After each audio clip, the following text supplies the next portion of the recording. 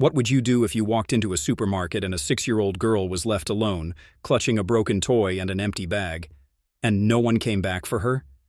If this is your first time on Top Core, welcome. Hit subscribe now so you don't miss the stories that expose the truth people try to hide. They found her by the cereal aisle, small shoulders folded into a coat that swallowed her. The store smelled of bleach and toasted grain. Overhead lights hummed as carts squeaked. She sat on the floor with a faded plastic truck in one hand and a crumpled receipt in the other.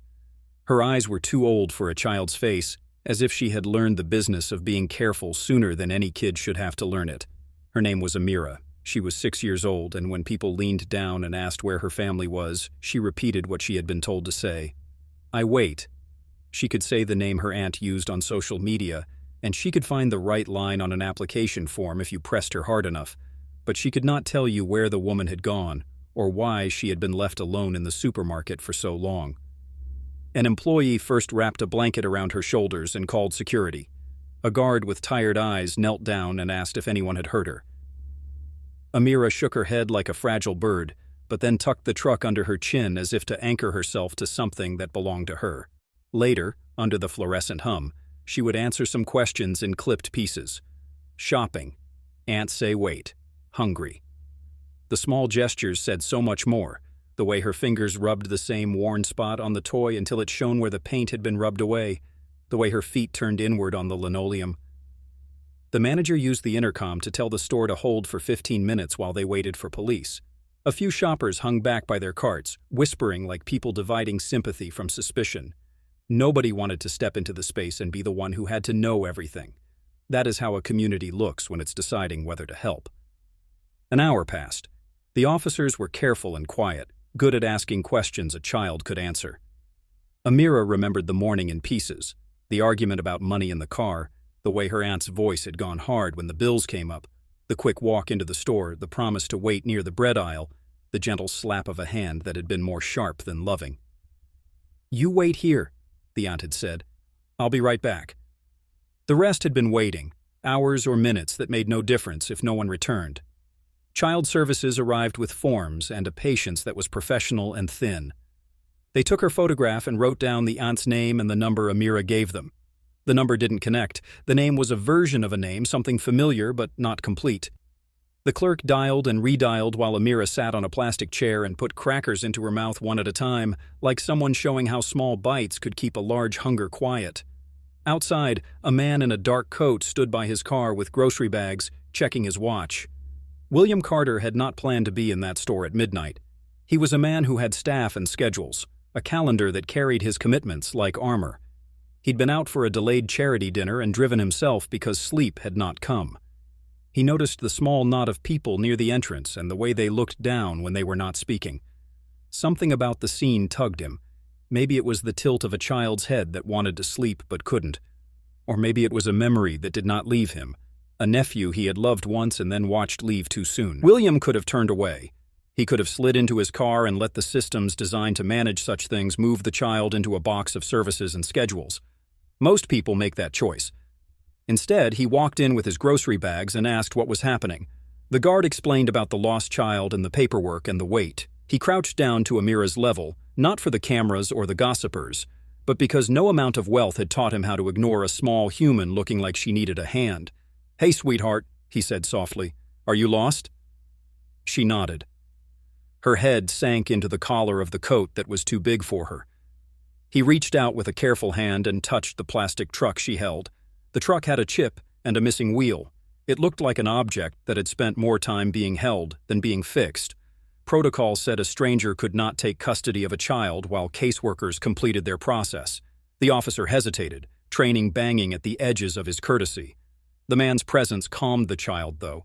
She clung to him for a fraction of a second that said more than 1,000 interviews. When the caseworker asked William if he had somewhere to take the girl until arrangements could be made, he said he would sign whatever release they needed and wait. A clerk made a note. Cameras in bystanders' hands rose and hummed as small screens caught the image of a wealthy man sitting quietly with a small black girl. A picture that, in a different life, might have become a headline. They fed her crackers and juice while the caseworker filled forms. William sat a small distance away so the cameras could not get a posed shot. The child contrasted with the neatness of his suit, like an open wound against a bandage. He thought of the nephew he had loved and the brief, bright time he had had with that child. The thought tasted like regret and something else that hurt deeper. The sense that power had not kept him from being human, that money had not made him immune to sorrow. When the paperwork finally cleared, the caseworker told William there was no safe foster house available that night. The system was full and tired. The child would be placed in temporary care with a community partner if one came forward.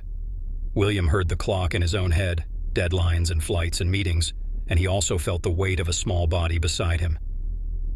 The worker looked at him with a tired frankness and said, "If you can keep her for a few hours, we will have a plan by morning." He signed.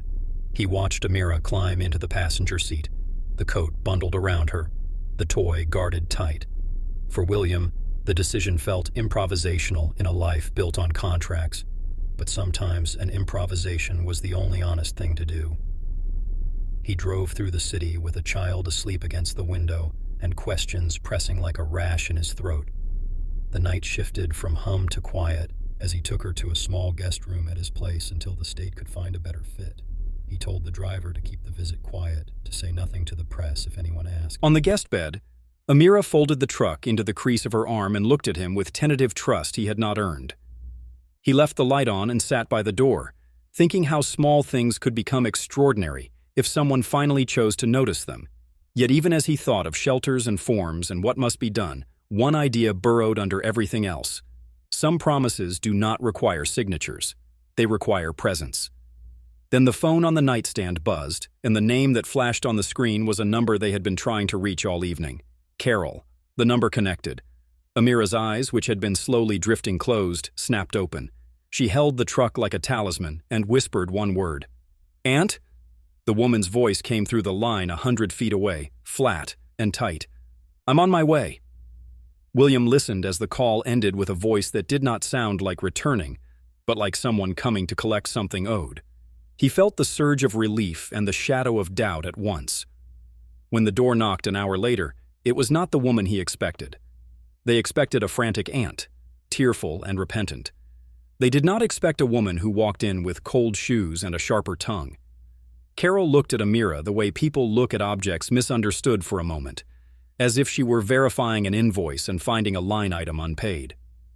Her coat smelled faintly of cigarette smoke, and her eyes avoided William's with practiced skill. She hugged the child once and then kept her distance, as if affection might be contagious.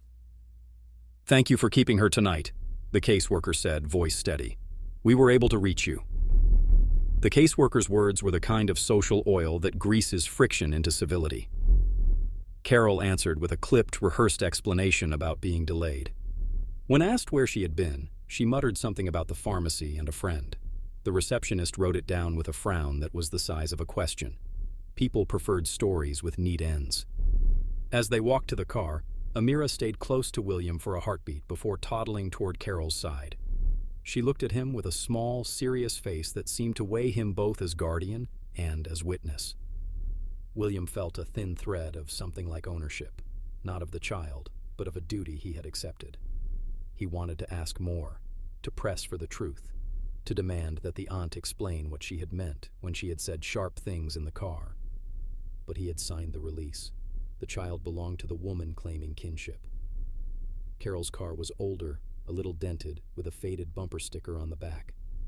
They buckled Amira in, and William watched as the woman drove away, her expression closed like a purse shut against theft. The caseworker promised to follow up, to visit, to check the home.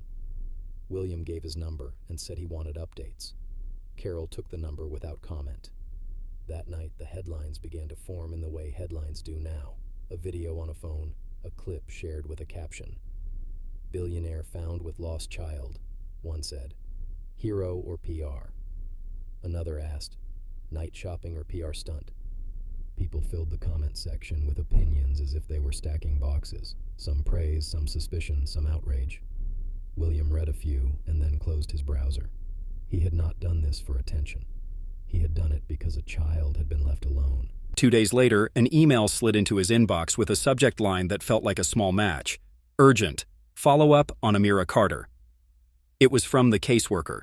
The worker reported a follow-up visit had been scheduled and included a phone number labeled under Carol's name. William called it because he wanted to know that the child was safe. The number rang and rang until someone finally picked up. When he heard the voice, it did not line up with the promise that had been made when Amira said "aunt." It was a younger voice, sharper and angrier, who said, "Who is this?" He identified himself and was met with silence, then a click. A second later, a new message arrived. His assistant had texted him a photo taken by a neighbor, Carol at a yard sale, a stack of children's clothing, a small table with toys labeled with prices. The neighbor's note said, "Selling off these things." Didn't look like the kind of woman who keeps her bills paid. William felt a coldness creep up the spine a man knows when something follows a familiar pattern. Instinct told him to call the caseworker and to request a welfare check. The system said to document, to collect, to follow process. But William also felt something less formal, the weight of a private worry. He had seen, more than once in his life, how money and convenience hide deeper trades. He had watched a family turn and decide that some lives were less worth stopping for. He had promised himself once, on a day when grief had been raw, that if ever he saw a child in need and could do something, he would do it. He did not know yet that his simple choice to sign a form and offer a room would pull him into a quiet fight where truth would be a demand and loyalty a currency. He did not know that the woman who called herself Carol had more plans than a trip to the pharmacy. He did not know what it would cost him to stay. That night, as the city breathed and the headlines moved to the next thing, William sat in his study, scrolling through the small videos and screenshots people had taken. When Amira's face filled the screen again, he felt the decision solidify like concrete setting in the dark. He reached for his phone and called the caseworker, saying he wanted to do more than wait. Outside, in a cheap rental a town away, a neighbor watched a childless table of toys and scribbled prices and wondered if the family had eaten for a week. They did not know the woman's plans, nor the man in the study who had decided to stand between a child and the messy rules of the world. The next morning, a knock would come that would not be just the return of a lost aunt. It would be the first strike in a series of turns that would make the city watch and judge, and in the end, reveal a truth nobody expected. What makes a man with more money than some small countries suddenly care about a lost child? That question haunted everyone who saw the footage, except him. Richard Hall wasn't your typical billionaire. Behind his calm face and neatly pressed suit was a man carrying ghosts no one dared mention. For years, he had lived in silence, haunted by the memory of his own daughter, Emily, who'd been kidnapped from a store just like that one. 15 years ago, the case went cold. The pain didn't. When he saw that little girl standing alone near the frozen food section, something inside him shattered. Her trembling hands, her shoes 2 sizes too big, the way she looked around like hope itself had betrayed her. It all pulled him back to that night when he lost his little girl forever. He knelt down, his voice barely steady. "Hey there, sweetheart. Are you lost?" The girl didn't answer. Her lips quivered. She stared at the floor, clutching a small teddy bear missing one eye. The store manager was already on the phone with the police, whispering something about child abandonment. But Richard, he didn't wait. He asked the manager to let him handle it quietly. "Sometimes," he said softly, "the law takes too long to feel." When the officers arrived, Richard offered to take temporary custody until the girl's family could be found. The store manager hesitated, but something in Richard's tone made it hard to refuse. The officers agreed to follow up. As they drove away in Richard's black SUV, the girl finally spoke. "My name's Maya." Richard smiled gently. "That's a beautiful name, Maya. Do you remember where you live?" She shook her head. Then she whispered, "My aunt said I was too much trouble." Those words hit Richard like a punch to the gut. He tried to stay composed, but his knuckles whitened on the steering wheel. When they reached his mansion on the edge of Atlanta, Maya's eyes widened. She had never seen anything so big, or so lonely. The walls were white, cold, and silent, just like him. He showed her a guest room, tucked her in, and sat on the edge of the bed, staring at the same teddy bear she wouldn't let go of. "Good night, Maya," he said. "Good night, Daddy," she whispered, half asleep. That single word froze him. His heart raced. He wanted to believe it was just a tired child's dream talking. But deep down, something else stirred. a thought so wild he dared not voice it. What if this wasn't just a coincidence? The next morning, Richard made a call to a private investigator he trusted more than family. "Find out who she really is," he said, "and find the woman who left her behind." But when the investigator returned 2 days later, his face looked drained of color. "Sir, you're not going to believe this." Richard leaned forward, his pulse hammering in his ears. "She's not who you think she is, and neither is the woman who left her." The investigation turned darker than anyone expected. The woman who abandoned Maya wasn't her aunt at all. She was a stranger using a stolen identity, a woman named Darlene Cross, with a long record of human trafficking connections. Richard's blood ran cold as he flipped through the files on his desk. Photos, fingerprints, reports. Everything pointed to one horrifying truth. Maya wasn't just abandoned, she was being sold. The man who once controlled Darlene, her boss, was now out on bail, a known name in the underground trade. The same man suspected in the kidnapping of Richard's daughter 15 years ago. It all began to make sense. The same pattern, the same lies, the same cities. Richard gripped the edge of the desk, anger burning through the years of his calm composure. He thought he'd buried his grief, but now it had come crawling back with claws. He called the investigator again. "Where is she now?" "Darlene vanished the night the footage aired," the man said. "But, sir, there's more. The kid, Maya, her DNA's in the system." Richard's heart skipped. "Meaning?" The investigator hesitated. "It's a partial match. To your daughter." The world stopped spinning. He couldn't breathe, couldn't think. For a full minute, the billionaire who commanded empires just sat there, shaking. He stormed into Maya's room, watching her draw little hearts on a piece of paper with crayons he'd bought that morning. She looked up at him and smiled. "You look sad," she said. He forced a smile, but his voice cracked. "Just tired, honey." Maya walked over and hugged him. "It's okay. You don't have to be sad. I'm here." Her words broke him completely. He lifted her up, holding her tight, tears falling silently down his cheek. But as he looked over her shoulder, his phone buzzed again. A message from an unknown number. "She's not yours. Don't dig further if you value her life." Richard's hands trembled. The message came with a picture. Maya, asleep in her bed, taken just minutes ago. Someone was inside the house, and they weren't done yet. The house went silent, the kind of silence that feels like someone's holding their breath just inches away. Richard froze, phone still in hand. The photo on his screen showed Maya asleep, clutching her teddy bear. The timestamp was from 2 minutes ago. 2 minutes. He moved quietly, barefoot, past the dim hallway light. Every creak in the floor sounded like thunder in his ears. He reached for the small drawer under the hallway table where an old .38 pistol rested, untouched for years. His reflection in the mirror looked like a stranger, a man stripped of power, standing face to face with fear. He pushed open Maya's door. Empty. The bed was still warm, sheets rumpled, teddy bear on the floor. But she was gone. His heart slammed against his ribs. Then, a noise, a whisper from the kitchen. Richard gripped the gun tighter and stepped forward. He saw a shadow move, tall, lean, deliberate. The man was dressed in black, wearing gloves, a faint tattoo visible on his neck. "Where is she?" Richard demanded. The intruder turned slowly, smiling beneath a dark hood. "You shouldn't have looked for her, Mr. Hall. Curiosity kills more than cats." Richard's hand shook, but he didn't lower the weapon. "If you touched her..." The man smirked. "We don't touch what we sell. You should know that."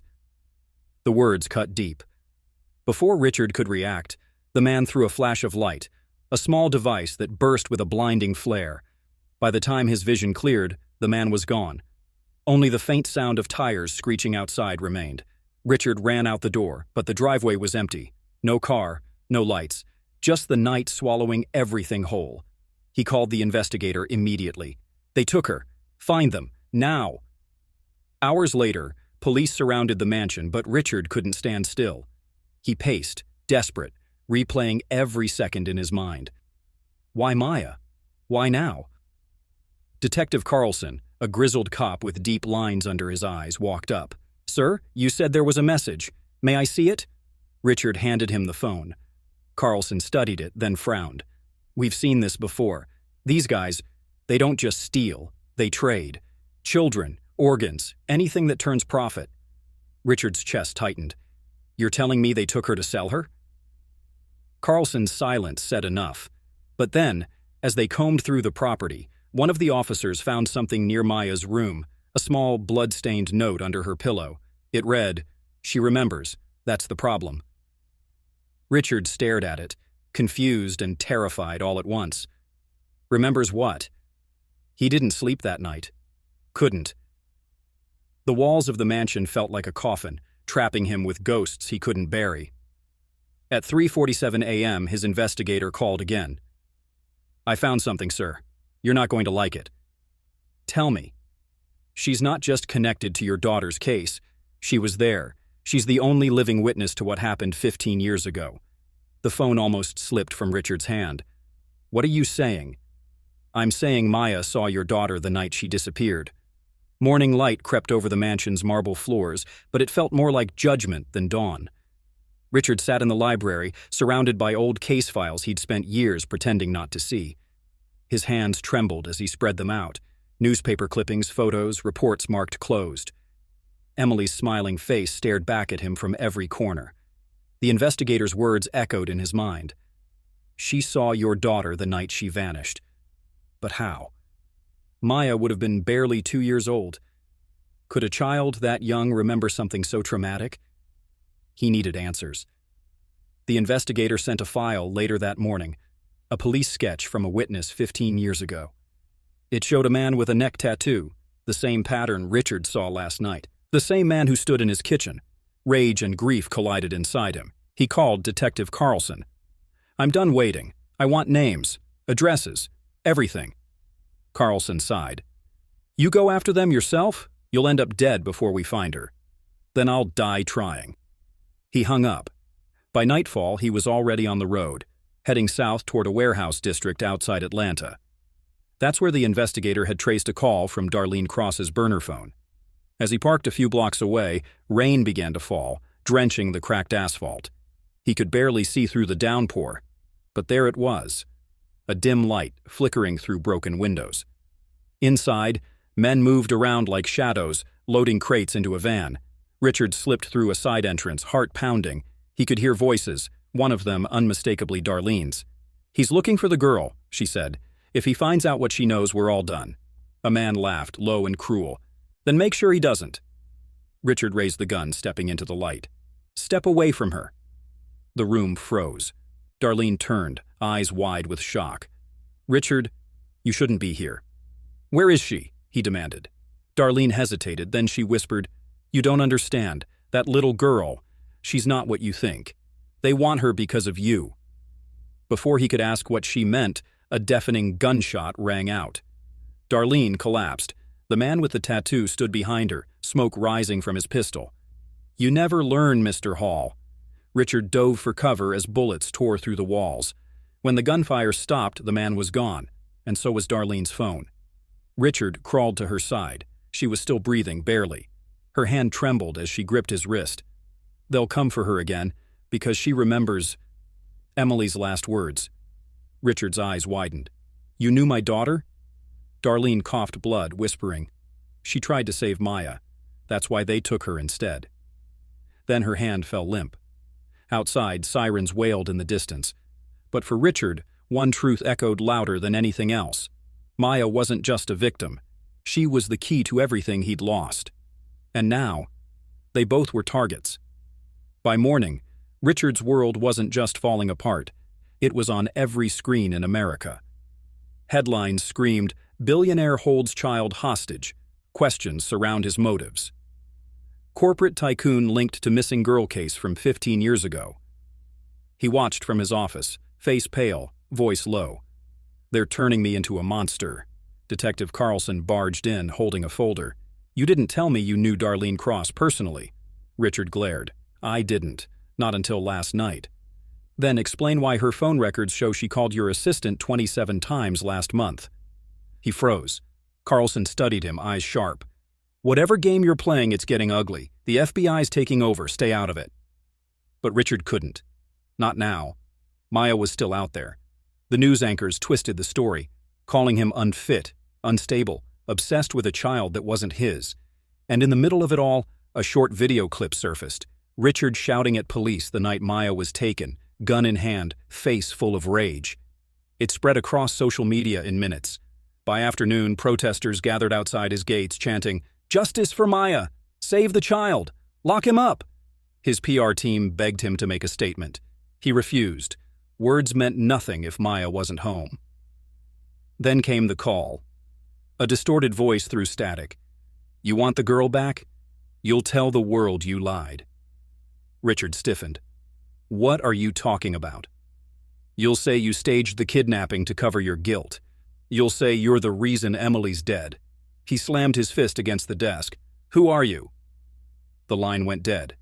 That night, the mansion's gates were breached. Reporters swarmed, flashbulbs bursting like fireworks. Security barely held them back. Richard stood behind the curtains watching, heart heavy. Everywhere he looked, people saw a villain, not a man trying to save a child. He turned away from the window and froze. On the table lay an envelope. No return address. He opened it slowly. Inside was a single photograph. Maya, blindfolded, crying. And behind her, a faded mural of sunflowers. It hit him instantly. He'd seen that wall before, 15 years ago. The same mural in the photo from Emily's disappearance. The same building his company once owned before he sold it off. Someone was taunting him. Someone close. Richard grabbed his coat and keys. "I'm going back there." Carlson blocked the door. "Don't do it. They want you to walk into a trap." Richard's voice cracked, raw with emotion. "If that were your daughter, would you wait?" Carlson didn't answer. Outside, thunder rolled in. The world was watching a billionaire spiral, but what they didn't know was that he wasn't chasing redemption anymore. He was chasing the truth. And the truth had teeth. The old warehouse stood like a corpse on the edge of town, half burned, half forgotten.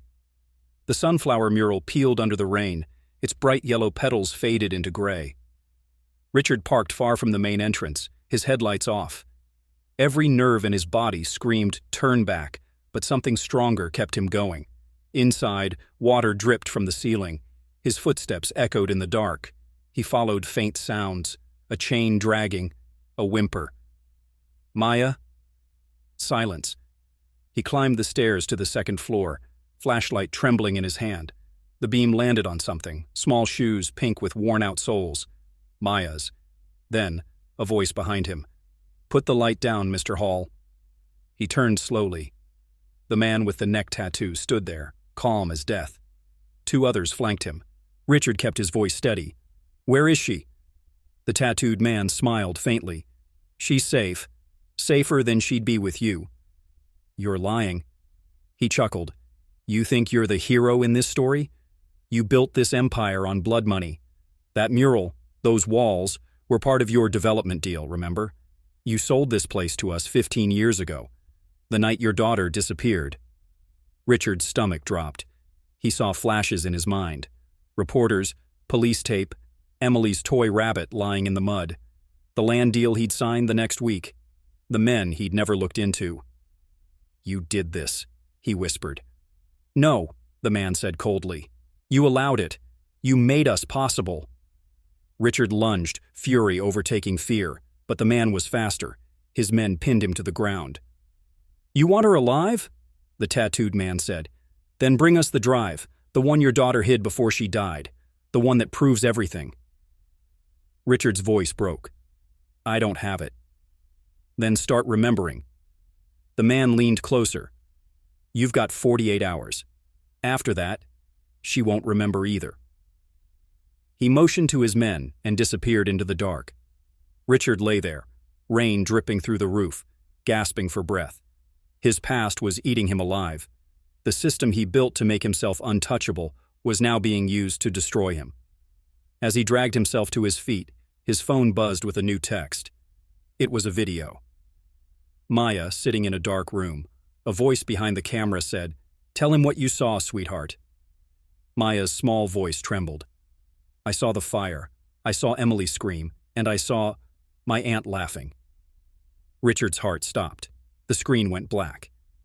For the first time in 20 years, Richard felt like a stranger in his own house. Every hallway, every photo on the wall looked different now, like the ghosts finally had faces. He sat at his desk, replaying the video of Maya over and over. Her trembling voice echoed in his head. I saw Emily scream, and I saw my aunt laughing. Her aunt. Darlene. The woman he'd once trusted to help raise his daughter after his wife passed. The same woman who vanished when Emily disappeared. He pressed his palms into his face. God, what did I miss? He pulled open a drawer. Inside were files from old projects, land deeds, old contracts he'd ignored for years. That was when he found it, a photo, stuck between two documents. It was taken in front of the warehouse, Emily and Darlene, smiling, the sunflower mural bright behind them. His chest tightened. She was there that day. Richard didn't wait for sunrise. He called Detective Carlson. She's the link, he said breathlessly. Darlene Cross. She's not just the aunt. She's the woman who took Emily. Carlson's voice was skeptical. You've been under a lot of pressure, Rich. Don't jump to conclusions. Listen to me, Richard snapped. She's tied to those men. She's been part of this from the start. Carlson sighed. If you're right, we'll need proof. Real proof. Richard looked back at the photo, hands shaking. Then I'll find it myself. He drove all night to the last address Darlene had used, a rundown trailer outside Chicago. He pushed open the door. The air smelled like cigarettes and cheap perfume, stacks of mail, empty bottles. And then, he saw it, a framed photo on the dresser. Darlene, holding Maya. But behind them, in the reflection of the mirror, someone else. Emily. Older. Alive. Richard's hands went numb. He took a step back, whispering to himself, no, that's not possible. The next sound was a gun cocking. Put the picture down, Richard. He turned. Darlene stood in the doorway, rain dripping from her coat. Her face was hard, eyes red. You shouldn't have come here, she said quietly. Where is she? Richard demanded. Where's Emily? Darlene's voice cracked. You think you want the truth, but you don't. Tell me. She hesitated, tears welling. You sold us out, Richard, all those years ago. You signed that land deal that buried everything, including your daughter. He stepped closer. What are you talking about? Darlene's jaw trembled. Emily didn't die in that fire. They took her. The men you sold that property to, traffickers. You just didn't care enough to look deeper. Richard's knees gave out. You're lying. Her voice was barely a whisper. She grew up in their hands. And Maya? She's Emily's daughter. The room spun. His chest seized, mind replaying years of guilt, grief, and ignorance. The truth hit like a sledgehammer. Emily, his daughter, alive, hidden, broken. And Maya, the little girl he was trying to save, was his granddaughter. Darlene dropped the gun. You want to save her? Then do what you should have done years ago. Take them down. Before he could speak, tires screeched outside. Headlights flashed through the window. Gunfire shattered the silence. Darlene gasped. One bullet tore through the wall, another through her shoulder. She fell to the floor, blood pooling beneath her. Richard dove beside her. Stay with me. Her voice faded. They know you're here. Get out. Her hand slipped away. Richard turned toward the shattered window just as a figure stepped into the light. The man with the neck tattoo. He smiled coldly. Tick-tock, Mr. Hall. Then he disappeared into the night. Richard clutched Darlene's lifeless hand, rage boiling into something dangerous. He whispered to the darkness, You took my daughter. You hurt my granddaughter. Now, I'm coming for you. The rain outside grew heavier, like the sky itself was crying for what was about to happen next. Richard didn't sleep that night. He couldn't. By morning, every muscle in his body burned with vengeance. He sat at the edge of the bed, Darlene's blood still on his hands. Her last words echoed in his head. Take them down. He turned on his laptop, opened a private folder labeled Hall Corp Restricted. Inside were files he hadn't seen in decades: construction reports, private memos, payments to unregistered subcontractors. Then he saw it. Payment number 422, $250,000, to Sunflower Youth Housing Project. The same logo from the warehouse wall. He dug deeper. Shell companies, fake charities, offshore accounts, all connected to one name: Marcus Vane, the tattooed man. Richard realized the entire child trafficking network had been using his old real estate projects as fronts, laundering money through youth housing initiatives. And he had funded them. He slammed his fist into the desk, tears running down his face. God, I helped them. His phone buzzed. Unknown number. A text. Want to see Emily? Then a location pin. Richard stared at the screen, heart pounding. He grabbed his coat, but as he reached the door, sirens wailed outside. Detective Carlson burst in with a SWAT team. Put your hands where I can see them. What the hell are you doing? Richard shouted. Carlson held up a warrant. We have probable cause. Darlene Cross is dead. You were the last person seen with her. Richard's chest tightened. You think I killed her? Carlson's tone softened. Help me help you. Tell me what's going on. Richard hesitated, then handed him the phone. That location. She's alive, Carlson. Emily's alive. Carlson looked at the screen, then back at him. If that's true, then this isn't just a case anymore. Richard nodded slowly. It's a war. They moved fast. Within an hour, the team was en route to an abandoned farmhouse 2 miles outside the city. As they approached, Richard could feel it. The same cold, heavy fear he'd felt 20 years ago when he lost Emily. They surrounded the building. Silence. Carlson whispered, On my count. 3, 2. A scream pierced the night. Richard ran before anyone could stop him, bursting through the door. The room was dark, just one light hanging from the ceiling, and there she was. Emily. Her face older, thinner. Eyes hollow, but alive. Dad? She whispered. He froze. All those years, he'd prepared himself for the truth, but nothing could prepare him for that voice. He ran to her, dropping to his knees. I thought you were gone. I thought I lost you forever. She sobbed, clutching him tightly. They made me disappear, Dad. They made me one of them. But I ran. I ran because of her. Her? Emily turned her head, and there, standing in the doorway, was Maya. Tears streaked her cheeks. She found me, Emily said softly. My little girl found you. Richard's entire world came apart, but before the relief could settle, glass shattered. Gunfire exploded through the windows. Carlson screamed, Down! Everyone down! Outside, engines roared and shadows moved through the trees. The men had found them, the same ones who'd stolen Emily's life. And this time, they weren't leaving witnesses. The morning sun in Atlanta didn't rise quietly that day. It roared through the headlines. Every TV, phone, and radio carried one story.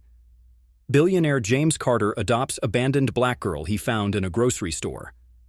But behind that viral headline was a storm neither James nor little Aisha could control. When the interview started, James sat in front of the cameras, calm but distant. His voice, usually steady, trembled as he told the world about that night. The supermarket, the cold floor, and the tiny girl hugging an empty cereal box. I didn't find her, he said, eyes glassy. She found me. America fell in love with that line. The clip exploded online, turning him into a national hero overnight. But fame doesn't bring peace. It brings shadows. A few days later, James began receiving threats. Some accused him of adopting Aisha for publicity. Others questioned why a white billionaire would want to raise a black child. Social media burned with comments, some heartwarming, some poisonous. Then came the biggest shock. A woman named Denise Parker appeared on live TV claiming to be Aisha's biological mother. She looked broken, her voice cracked with tears. I didn't abandon my baby. Someone took her from me, she said. James froze when he saw the interview replay on his office screen. He replayed it 3 times.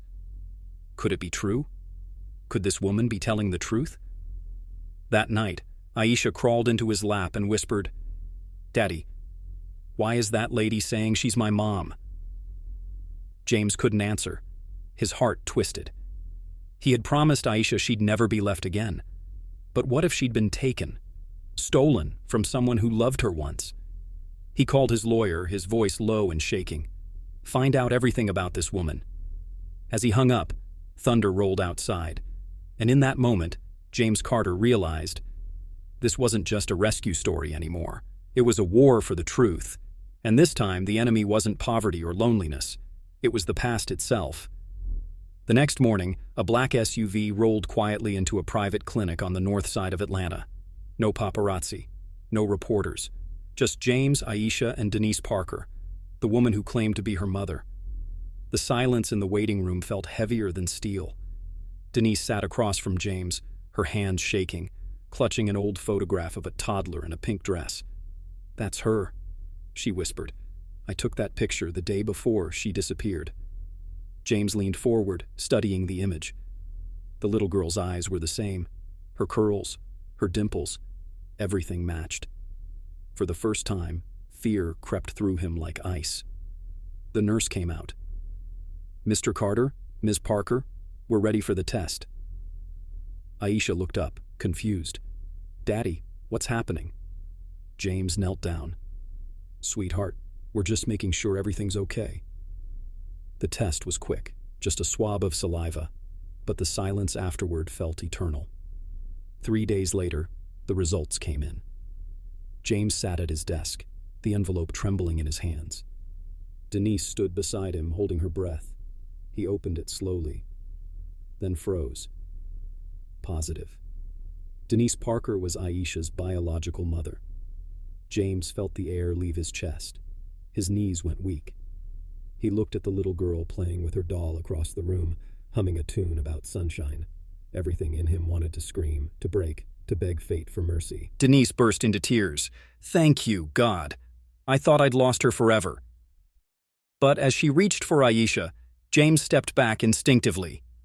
The fear of losing her, his daughter in every way but blood, ripped through him like fire. Aisha looked up at both adults, confused. "Who are you?" she asked Denise. Denise knelt down, tears spilling. "I'm your mommy, baby." Aisha hesitated, then ran into James's arms.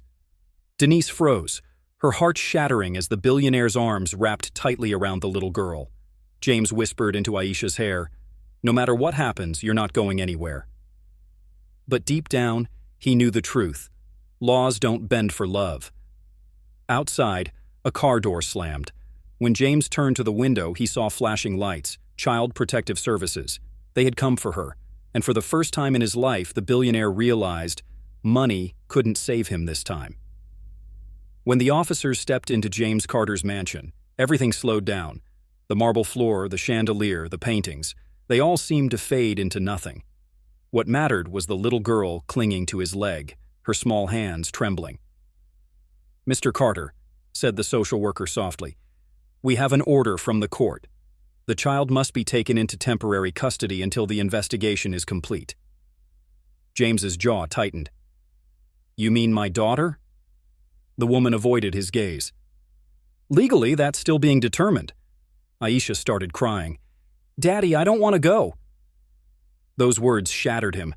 He turned to Denise Parker, who stood behind the officers, tears streaming down her face. "You're really going to do this? After everything?" Denise wiped her eyes.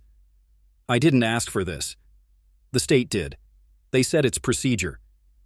But deep inside, James saw something else. Guilt. Maybe even fear. The agents led Aisha away, her tiny voice echoing down the hallway. "Daddy! Daddy, please!" James stood frozen. For the first time in years, he felt powerless, stripped of every ounce of control that money or power could ever buy. That night, the house felt like a tomb. Reporters camped outside his gates, shouting questions. Every headline screamed betrayal. Billionaire's adopted daughter taken by the state. Was she really kidnapped? Carter's fairy tale crumbles. James didn't sleep. He sat in Aisha's empty room, her toys neatly lined up on the floor. Her favorite stuffed bear lay on the bed, the one he bought her on her 5th birthday. He picked it up and whispered, "I'll get you back. I promise." But what he didn't know was that someone else was watching too. A man in a dark car parked across the street. He'd been there for 3 nights, smoking quietly, eyes fixed on the Carter estate. He lifted his phone, made a quick call. "It's done. The girl's out of his custody," he said coldly. A voice on the other end replied, "Good. Now make sure the truth never reaches court." And just like that, the game changed again. James thought he was fighting the system, but he was actually fighting something far darker, a conspiracy buried deep in Aisha's past. 2 days later, James's lawyer, Monica Hayes, burst into his office holding a manila folder. Her face was pale, her voice shaking. "James, you need to see this." Inside were documents from a private adoption agency that had closed years ago, Hearts of Hope Foundation, the same agency that had processed Aisha's papers. But there was something off. The signatures didn't match. Dates were forged, and one document listed Aisha's name under a confidential government case. James frowned. Government case? What the hell does that mean? Monica hesitated. It means this wasn't just a simple adoption. Someone was hiding this child, deliberately. They dug deeper, calling old contacts, pulling court archives, searching encrypted databases. Finally, a single classified report surfaced. It mentioned a child witness, a toddler, who had survived a violent crime involving high-level corporate fraud. The child's identity had been changed for protection. James's heartbeat thundered. "You're saying Aisha was in witness protection?" Monica nodded. "And if that's true, then Denise Parker might not even be her real mother." The room went silent. Everything he thought he knew, every tear, every bedtime story, every promise, suddenly felt like pieces of a lie. Then his phone buzzed. An anonymous text. "Stop digging or you'll lose more than custody." He looked up at Monica, eyes burning. "They think they can scare me?" But before she could respond, the lights flickered, then went out. The security system beeped. Cameras went dark. A shadow moved outside the glass wall of his office, tall, deliberate, unhurried. James grabbed his phone and whispered, "Monica, someone's here." The front door creaked open downstairs. Footsteps echoed. He moved slowly to the stairwell, heart pounding, when a voice called out from the darkness, low, familiar, and dangerous. "Stop fighting, James. You were never meant to find her." The sound of that voice froze his blood, because he recognized it. It was someone from his past, someone he thought had disappeared years ago. And that meant one terrifying thing. This was never about saving Aisha. It was about hiding the truth of who she really was. The voice came from the bottom of the stairs, steady, calm, and hauntingly familiar. James's breath caught. He stepped down slowly, his heartbeat drumming in his ears. The moonlight spilling through the tall windows revealed a man in a charcoal coat, face half hidden. "Richard?" James whispered. The man smirked. "You still remember." James froze. Richard Hale, his former business partner. The man he'd built his first tech empire with, the same man who had vanished a decade ago after being accused of laundering millions through charity fronts. James stepped forward, rage and confusion twisting inside him. "You're supposed to be dead." Richard chuckled. "Not dead, just forgotten. You were always good at rewriting history, weren't you?" James clenched his fists. "What do you want?" Richard tilted his head. "You already have it. Her." That word, her, made James's stomach drop. Richard walked closer, voice dropping to a whisper. "Aisha isn't who you think she is. She's the daughter of someone you helped destroy." James's body stiffened. "You're lying." "Am I?" Richard held up a photo, an old newspaper clipping showing a woman holding a baby. The headline read, "Whistleblower exposes corporate corruption. Family missing after testimony." James felt the room spin. The woman in the photo looked eerily familiar. Richard smiled darkly. "Her mother worked for us.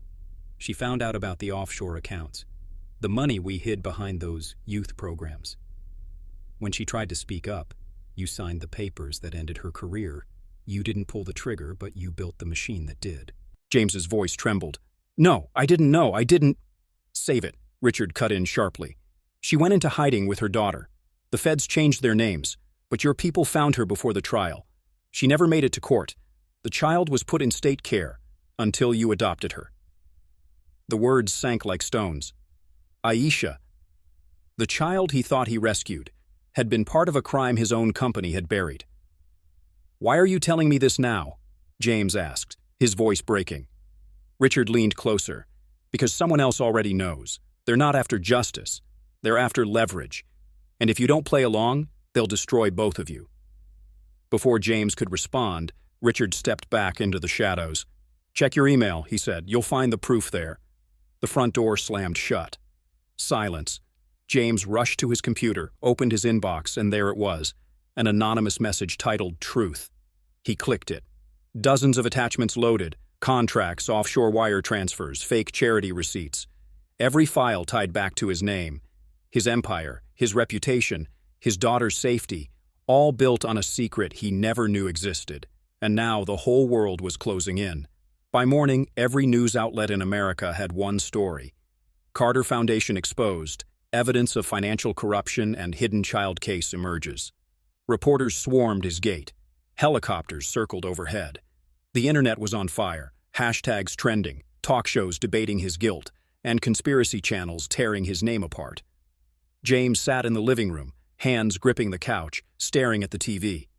His lawyer Monica was pacing back and forth. "Whoever leaked those files timed it perfectly," she said. "It looks like a full takedown, even the adoptions being painted as child trafficking." James buried his face in his hands. "They're using Aisha to destroy me." Monica stopped. "Then we fight back. But to do that, we need evidence, something that connects this to Richard, or whoever's pulling his strings." Before she could continue, James's phone rang. Unknown number. He answered. "Mr. Carter," said a male voice, calm and formal. "This is Detective Larson with the Bureau of Child Services. We need you to come in for questioning regarding Aisha's adoption paperwork." James's blood ran cold. "Is she okay?" "She's in a secure facility," the detective replied. "But there's something you should know." "What is it?" There was a pause. Then, "She's been asking for you nonstop. But someone came earlier, claiming to be her biological uncle. We're verifying his credentials now." James shot up from his seat. "Don't let anyone near her until I get there." He grabbed his coat and rushed out. Monica followed, shouting, "James, slow down!" The drive to the bureau felt endless. Rain poured down, blurring the city lights. Every second stretched like an hour. When he finally arrived, an officer stopped him at the door. "You can't go in, sir. The child's been moved to another location." James's voice cracked. "Moved where?" The officer hesitated, then handed him a sealed envelope. "They said you'd know what this means." James ripped it open. Inside was a single Polaroid photo, Aisha sitting in a dark van, eyes wide with fear. On the back, written in black ink, "You have 24 hours to come clean, or she disappears again." The envelope slipped from his hands. His entire body went numb. He looked out into the rain-soaked street and saw a black van turning the corner, taillights glowing red. His world collapsed into silence. Because this time, it wasn't the system taking her.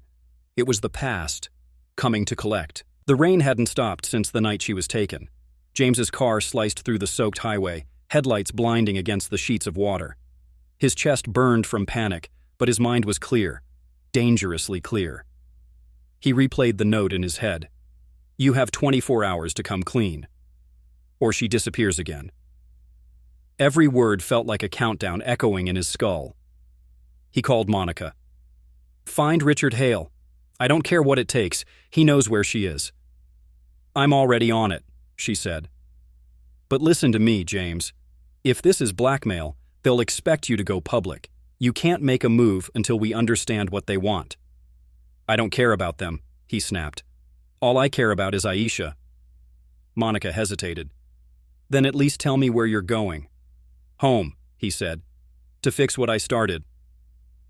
When he got back to the mansion, everything felt different, colder, heavier. He went straight to his office, yanked open the hidden drawer behind his desk, and pulled out a flash drive. Inside were files from years ago, the contracts Richard mentioned, the signatures, the buried deals. He'd kept them locked away, too afraid to face them, too proud to destroy them. Now, they were the only link to the truth. He loaded the drive into his laptop. Lines of numbers and transactions flashed across the screen. Offshore accounts, fake charities, bribes, and one file stood out, labeled Project Eden. He clicked it open. The report detailed an experiment Richard had overseen years ago, a housing project meant for low-income families. The documents revealed it was never about housing. It was a data mining operation targeting poor black neighborhoods, using fake surveys to launder corporate money through shell NGOs. And Aisha's mother had been the accountant who uncovered it. James's throat tightened. He remembered her now, bright, outspoken, fearless. She had once come to him personally, begging for an investigation. He brushed her off, trusting Richard's story that she was unstable. Now he realized he had signed her death warrant. His phone buzzed, an unknown number. He answered. "Mr. Carter," said a voice with a low southern accent. "I believe you found the files. Where's my daughter? That depends on how far you're willing to go for the truth. What do you want? I want the world to know what you built your empire on. I want every lie to burn." James's knuckles whitened. "You're making a mistake. I'll go public. I'll confess to everything. Just let her go." The man laughed softly. "Too late for that. This isn't about your confession. It's about punishment." "Who are you?" "You already know," the voice said. "Her uncle." The line went dead. James's heart stopped. The uncle from the bureau. He wasn't bluffing. He dropped his phone and stormed out. The storm raged louder, lightning splitting the sky. He got in his car and slammed the door. Monica called again. "James, stop whatever you're about to do. I traced the call. It came from a warehouse in Southside Chicago, but don't go alone." He hung up. There wasn't time. He hit the gas, speeding into the night, the wipers struggling to keep up. Every memory, every choice, every sin chased him down that road. He thought saving one little girl would fix his soul. Now that same girl was paying for his redemption. And the clock was still ticking. The warehouse loomed at the edge of the city.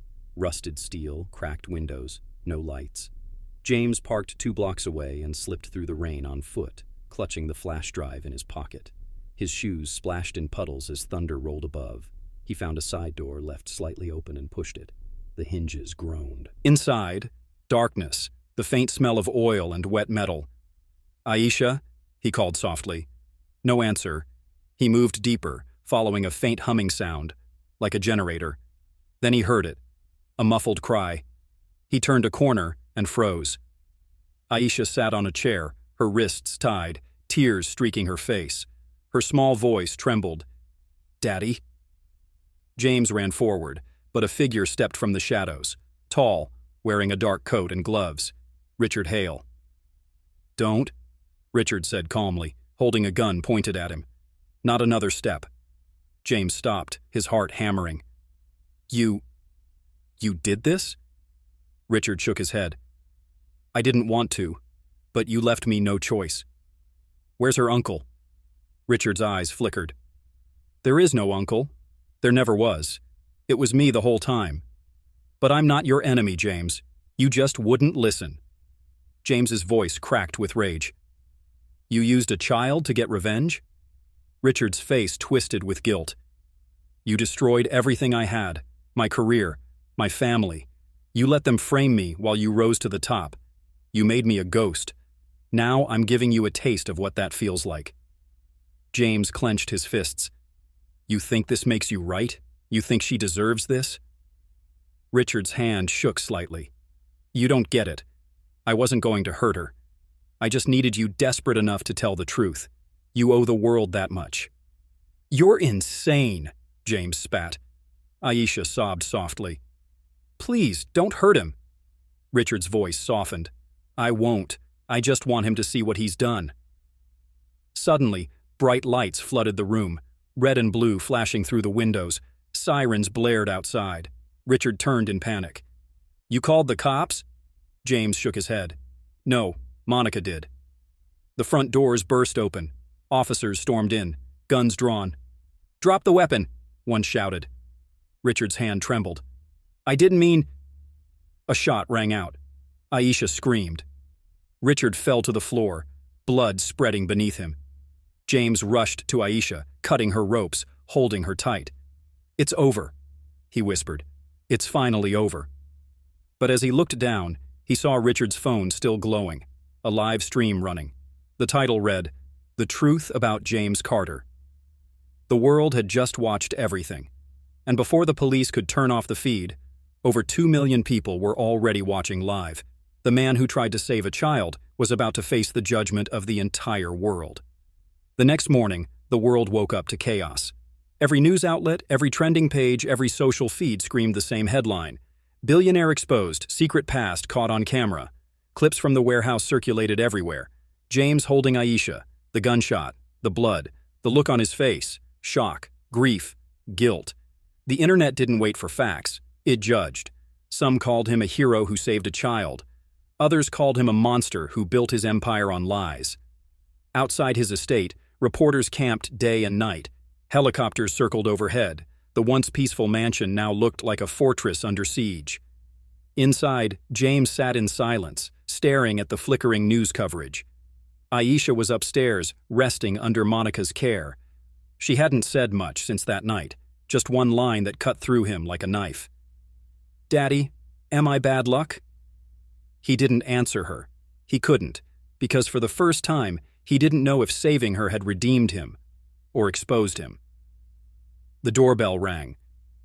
A voice echoed from outside. "Mr. Carter, it's Agent Brooks from the FBI. We need to talk." James stood, adjusting his collar, his reflection staring back at him from the mirror. Eyes hollow, beard untrimmed, soul tired. When he opened the door, 2 agents stepped in. Brooks laid a file on the table. "We reviewed the footage. We know what Richard Hale was doing. But these documents—" He tapped the folder. "They implicate you, too." James nodded slowly. "I know." Brooks studied him. "You could go to prison for this, for years." "I deserve that," James said quietly. "But she doesn't." "Who? The girl?" James looked up. "My daughter." Brooks sighed. "That's the thing, sir. She's not legally your daughter. Her aunt's body was identified this morning. That means Aisha is now a ward of the state." James's stomach turned cold. "No, you can't take her away. She's all I have." The agent's tone softened. "Then prove you've changed. Make this right. Cooperate with us. Expose everyone involved, every corrupt deal, every fake charity. Help us clean this mess." James looked toward the stairs where Aisha's small shadow lingered, watching him quietly from above. Her eyes, hopeful but scared, reminded him of everything real he'd ever lost chasing power. "I'll testify," he said firmly. "All of it, every name, every file. But I want her safe." Brooks nodded. "That's a start." That night James couldn't sleep. The house echoed with silence, the kind of silence that comes after truth explodes. He walked into Aisha's room. She was asleep, clutching her stuffed bear. The rain had stopped outside. He whispered, "I'm sorry I couldn't protect you sooner." Her tiny hand reached for his. Even in her sleep, she held on tight. That simple touch, that silent forgiveness, broke him open. For once, the billionaire didn't feel powerful. He just felt human. He went back downstairs, sat at his desk, and began writing a letter. Not to his lawyers, not to the public, but to Aisha. In shaky handwriting, he confessed everything, every choice, every sin, every moment he wished he could take back. When he finished, dawn was breaking. The first light of day cut through the clouds. He sealed the letter, placed it on her nightstand, and whispered to himself, "Redemption isn't what you earn. It's what you give away." As he walked outside to meet the agents waiting by their cars, he looked up at the sunrise, a color he hadn't seen in years. The cameras were already rolling again. The world still hated him. But one small girl upstairs didn't, and somehow that was enough. The courthouse was silent that morning.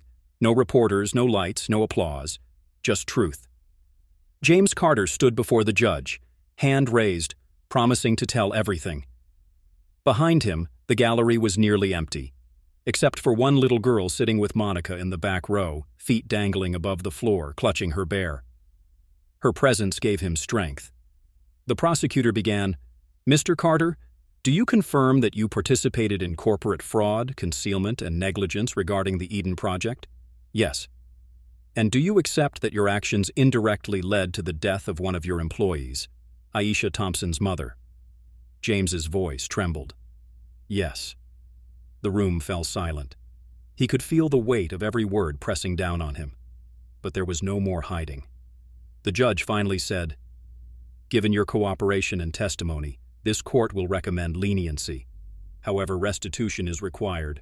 You will forfeit your assets to create a public trust for the victims' families." James nodded. "That's all I ever wanted." A murmur rippled through the courtroom.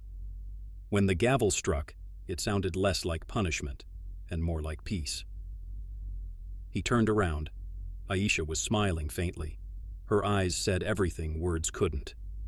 Weeks later, as he packed the last of his things into a small apartment downtown, there was a knock on the door. Aisha stood there with Monica, holding a drawing. Two stick figures standing under a tree with the words, "Home isn't a place, it's a promise." She handed it to him shyly. "They said I can visit you every week. Miss Monica said it's okay now." He knelt down, tears filling his eyes. "You kept your promise, huh?" Aisha smiled. "You kept yours first." They hugged, the kind of hug that didn't need forgiveness or words, just warmth. Outside, kids laughed in the distance, and life, for once, felt simple. Months later, the foundation James started began rebuilding the same neighborhoods his company once exploited. Schools opened, jobs returned, lives rebuilt. The media called it the Carter Redemption, but he didn't care about headlines anymore. He cared about Friday afternoons, when a little girl knocked on his door, waving her homework, demanding pancakes, and telling him stories about her day. That was his real wealth, because at the end of everything, the billions, the guilt, the scandal, he finally learned the truth. Family isn't written in blood, it's written in love that chooses to stay.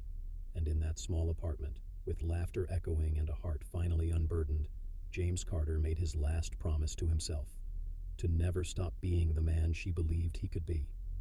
If this story touched your heart, don't just scroll. Hit subscribe, share it with someone who still believes in redemption, and let's keep telling stories that change hearts.